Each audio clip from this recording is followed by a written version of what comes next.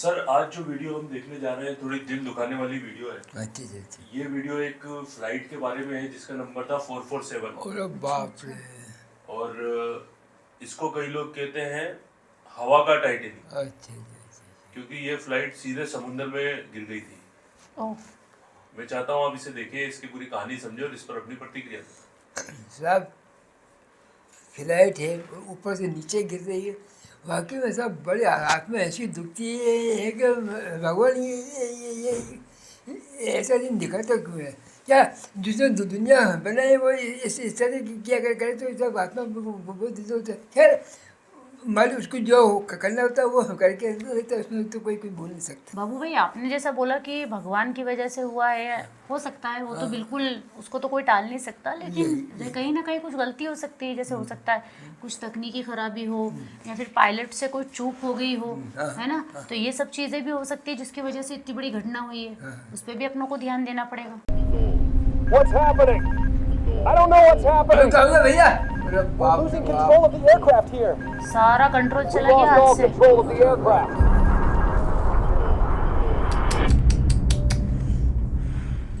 What you're witnessing is the beginning of one of aviation's greatest mysteries. अरे A बाप रे। top-notch aircraft, an experienced crew, and a sudden, terrifying descent into the unknown. सबको सही तरह फिर वो This is the story of Air France Flight 447. France की flight थी आपकी बात है। देख कर बड़ा तो हो जाएगा मेरे को इस बात का। बहुत बड़ा रहस्य है वो, क्या है देखेंगे बाबू भाई। बिल्कुल।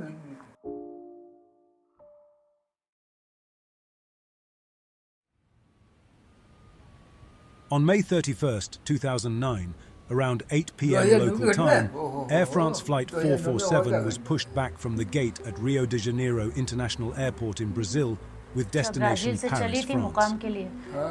The route from Rio de Janeiro to Paris crosses the Atlantic Ocean. अरे बाप रे। Starting in Brazil, it travels over the northern Atlantic, approaching the mainland of Europe before landing in Paris. This flight typically takes about 12 hours. The aircraft involved was an Airbus A330-200, the newest in Air बाबू भाई France's fleet. महाद्वीपों से उड़ना वैसे भी It आसान बात underwent नहीं a होती major है। overhaul in April 2009 and had accumulated about 19,000 flying hours at the time of the incident. Two General Electric CF6 engines powered the aircraft, with no documented issues. Engine भी On बहुत board powerful थे were बाबू भाई। 216 passengers of nearly 30 nationalities. अरे बाप रे। The majority of passengers were French, Brazilian, or German citizens. The passengers included business and holiday travelers. This aircraft is designed for 2 pilots. However, the 13-hour duty time for the Rio to Paris route exceeds the 10 hours permitted before a break is required, according to Air France's procedures. This duty time includes flight duration and pre-flight preparation. अच्छा सभी कुछ इसमें To सम्मिलित comply, था। Flight 447 was crewed by 3 pilots. The captain, 58-year-old Marc Dubois. He had almost 11,000 flying hours, of which more than 6,000 were as a captain, including 1,700 hours on the Airbus A330. The relief first officer, co-pilot in the left seat, 37-year-old David Robert. He had more than 6,000 flying hours. 4,500 hours were on this specific aircraft type. And the first officer, the co-pilot in the right seat, was 32-year-old Pierre Cedric Bourdin. He had almost 3,000 flight hours, with 807 of those hours on this aircraft type. At 8:30 local time, the Airbus took off.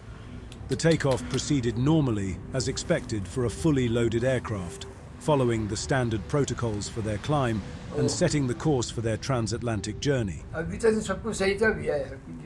Conforming to Air France's standard procedures around 20,000 feet, the relief first officer left the cockpit to begin his 3-hour rest period.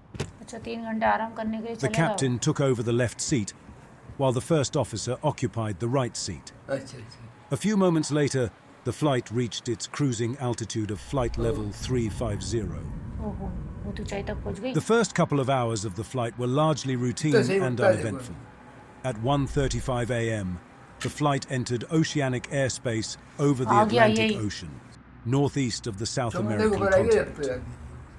During that time of year, the mid-Atlantic region was known for its typical weather patterns, characterized by a broad मौसम band तो हो of गई गड़बड़ बाबू भाई। thunderstorms stretching across the एक तो intertropical महाद्वीप convergence कितनी zone. बड़ी बात होती है। बहुत बड़ी बात होती This है। region is a band of low pressure around the Earth that generally lies near the equator. The trade winds of the northern and southern hemispheres अच्छा, come हवा together तेज है, here, हवा तेज है, leading हवा to तेज है। frequent thunderstorms and heavy rain. Flying through तूफान this और बारिश area एक is साथ। often challenging for pilots because the thunderstorms don't अग्नि appear परीक्षा की well यहाँ on पर पायलट radar. की। हाँ, Additionally, these storms don't have as much lightning as storms in other places, which can make them seem less severe than they are, especially ये at अच्छी night. बात की भी है। While the aircraft's automated systems manage the flight, a primary responsibility of the cockpit crew involves overseeing the flight's progress, using the onboard weather radar to avoid areas of significant बहुत जरूरी भी turbulence. है। Air France Flight 447 encountered an area of tropical showers and weak thunderstorms, characterized by weak to moderate updrafts and a high likelihood of turbulence.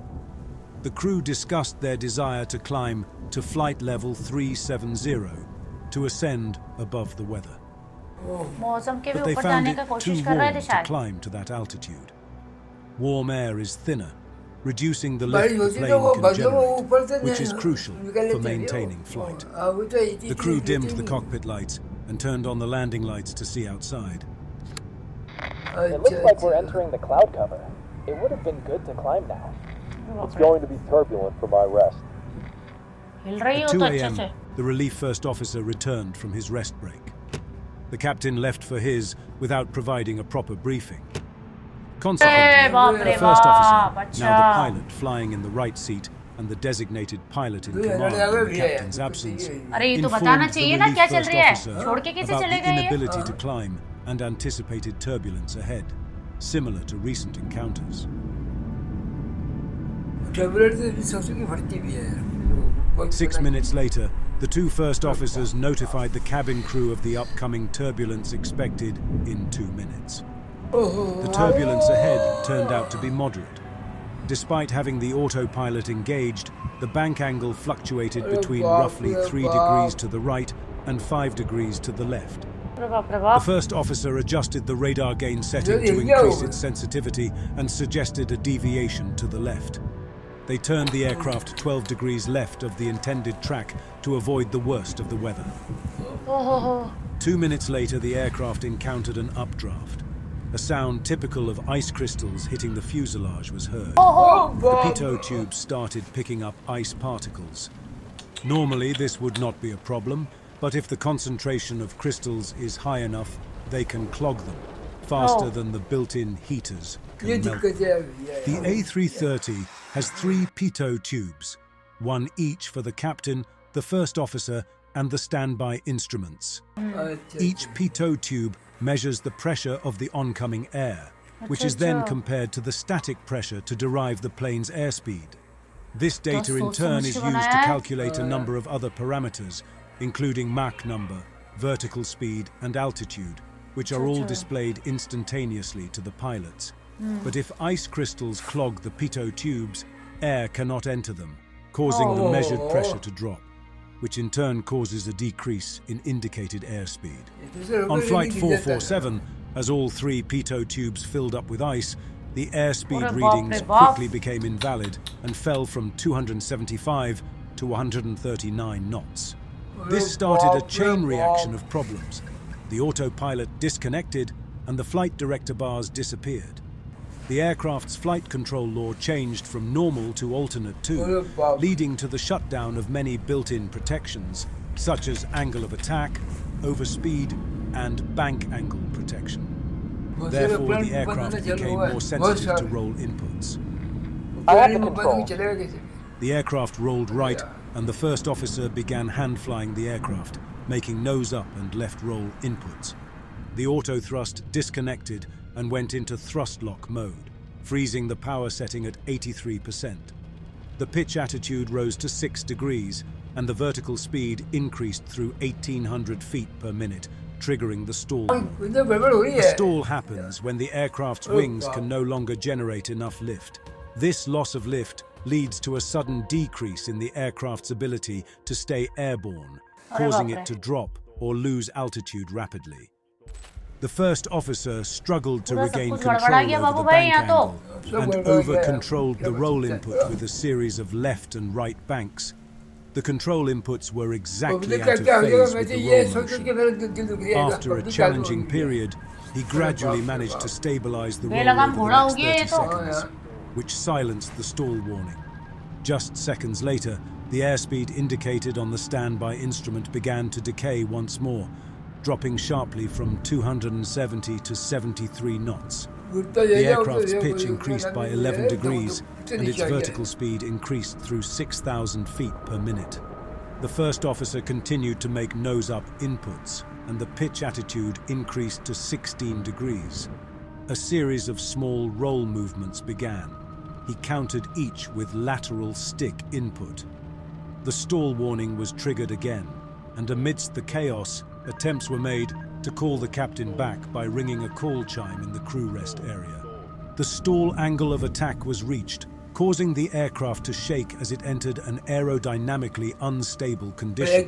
Thrust was increased to toga. The first officer continued to make nose-up inputs, resulting in the aircraft maintaining a shallow climb. Above all, try to touch the lateral controls as little as possible. The rolling continued, and the first officer inputs increased, using up to full left and right stick inputs to counteract them. The ice blocking the pitot tubes had melted, and all three airspeed indicators displayed the correct readings of around 180 knots. It became clear that they were flying too slowly for this flight level, as the normal airspeed for their flying altitude was about 260 knots. Seconds later, the aircraft reached its maximum altitude of almost 38,000 feet. It had gained 3,000 feet in just 1 minute and 7 seconds since the autopilot disconnected. The bank angle increased to the right. The first officer held full left stick with virtually no effect on the bank angle. I don't have control of the aircraft anymore. I don't have control of the aircraft at all. Controls to the left. The relief first officer made 2 full left control inputs. The first officer kept his control stick fully to the left and pulled it all the way back for nearly 40 seconds. The descent rate increased to 10,000 feet per minute. The pitch attitude fluctuated between about 10 degrees and 16 degrees nose up. 2 minutes after the autopilot disconnected, the captain entered the cockpit.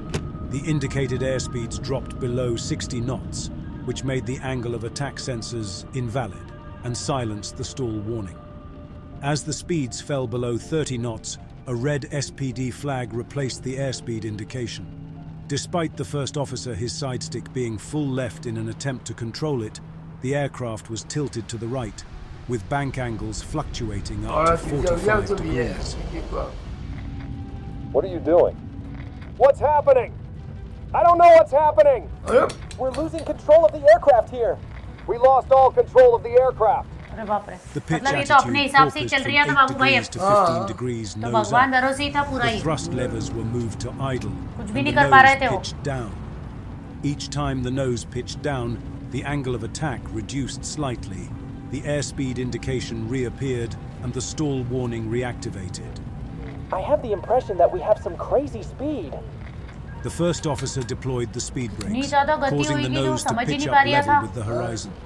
The relief first officer told him not to extend the speed brakes, and they were retracted. As a result, the nose returned to 8 degrees below the horizon before pitching up again. The aircraft continued to descend with vertical speeds between 10,000 and 15,000 feet per minute. The thrust levers were moved to the climb power setting, and for the first time in a minute, the aircraft's wings briefly became level, indicating a straight flight path. However, this was only temporary, as the aircraft continued to sway left and right, prompting the first officer to make significant movements with the side stick to counteract each roll movement and stabilize the aircraft. As the aircraft descended through 20,000 feet, the thrust levers were moved from the climb detent to toga. Shortly after, the aircraft began to roll to the right. Full left side stick input was applied once again and held steady for 20 seconds. We're there. We're passing level 100. They had already descended 28,000 feet at that time. Wait, I have the controls. The relief first officer made a left input for about 7 उसने बोला चलो seconds, कुछ तो है. but the first officer never released his side stick. Dual input. What is? How Dual come we're input. continuing to go down Dual now? input. Dual input. The relief first officer instructed the captain to see if a reset of the flight control computers could help. The captain remarked that it would not do anything, but he reset primary and secondary flight control computers anyway. 9,000 feet. Climb, climb, climb, climb. I've been at max nose up for a while. No, don't climb. Go down. The relief first officer pushed his own stick forward while the thrust levers were pulled back to climb power. The first officer, however, continued to pull back and dual input sounded again.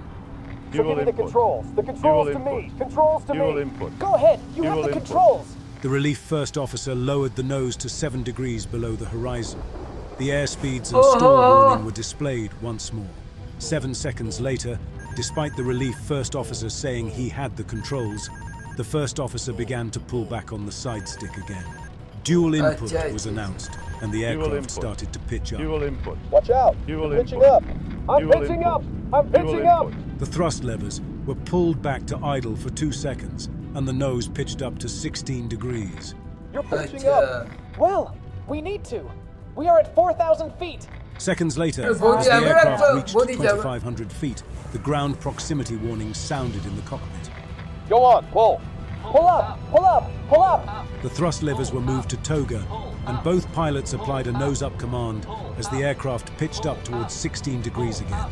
Then, the first officer pushed the takeover button on his side stick, cutting out the relief first officer's commands. We're going to crash. This can't be true.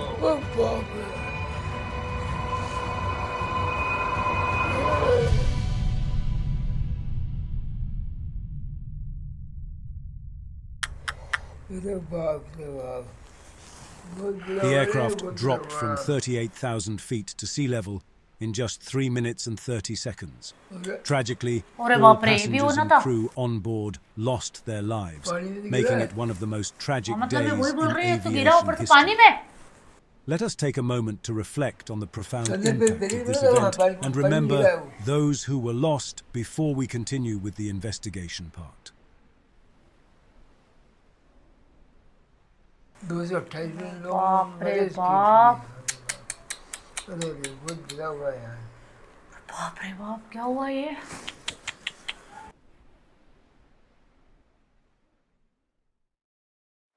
Shortly after 4 in the morning, when the flight had failed to contact air traffic control in either Senegal or Cape Verde, the controller in Senegal attempted to contact the aircraft.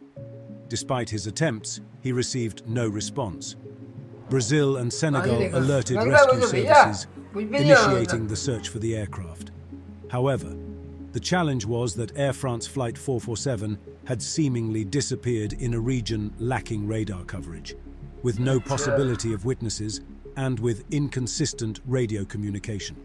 2 days later, a Brazilian plane spotted what appeared to be an oil slick and light floating debris. A couple of days afterward, search teams discovered 2 bodies, along with personal belongings. The final resting place of Flight 447 was discovered on April 3, 2011, at a depth of almost 4,000 meters. By May 10th, both black boxes had been found and were sent for analysis by the BEA, France's air safety agency. In July 2012, the BEA published the final report on this accident. The investigation unveiled a temporary discrepancy in the measured speeds, likely triggered by the obstruction of the pitot probes due to ice crystals. As a result, the autopilot disconnected, and the flight control mode transitioned to alternate law. This action deactivated several built-in protections, such as angle of attack, overspeed, and bank angle protection. Consequently, the aircraft became more responsive to roll inputs. As outlined in the associated procedure, the pilots were expected to swiftly diagnose and address the issue with preventive measures on pitch, attitude, and thrust. However, the failure unexpectedly occurred during cruise flight, surprising the pilots. This resulted in excessive roll handling inputs and a sudden nose-up maneuver. The aircraft entered a sustained stall, indicated by the stall warning and strong buffet. The stall warning and the buffeting were not identified even after having sounded continuously for 54 seconds. The crew never attempted a recovery maneuver to exit the stall, ultimately leading to the crashing into the ocean. The fact that they never made a recovery maneuver was likely a result of a lack of specific training, although it met regulatory standards. Manual aircraft handling cannot be improvised. It necessitates precise and measured inputs on the flight बहुत ज़रूरी controls. होती है ये तो। Examination of रखना। their last training records and check rides made it clear that the co-pilots had not been trained for manual aircraft handling of approach to stall and stall recovery at निकाल high दे, बताओ हद हो altitude. गई।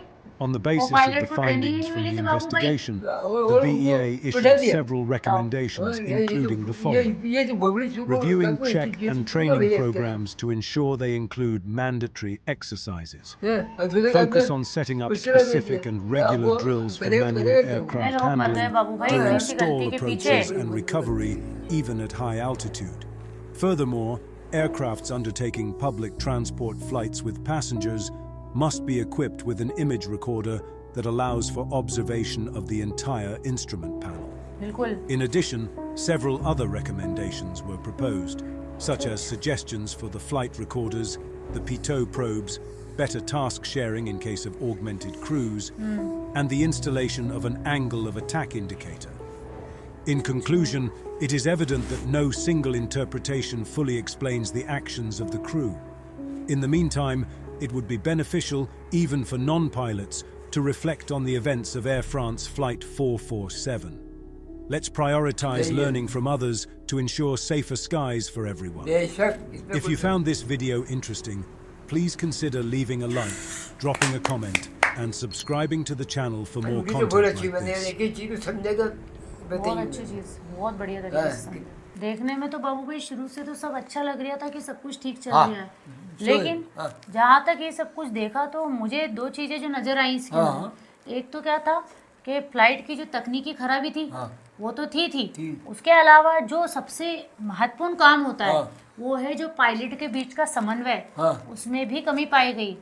तो बिल्कुल इन दो कारणों से हो सकता है इतनी बड़ी दुर्घटना हुई है। क्या साहब का इन्होंने ये भी बताया कि मौसम खराब था। भाई हर जगह ये तो अनुमान होता ही है कि मौसम खराब है और उसको भी दे के चलते हैं। लेकिन मेरे को एक सबसे बात जो बोला ये लगी कि जो मेन पायलट था वो जो चला गया वो इनको सही बात इनको समझा के नहीं गया।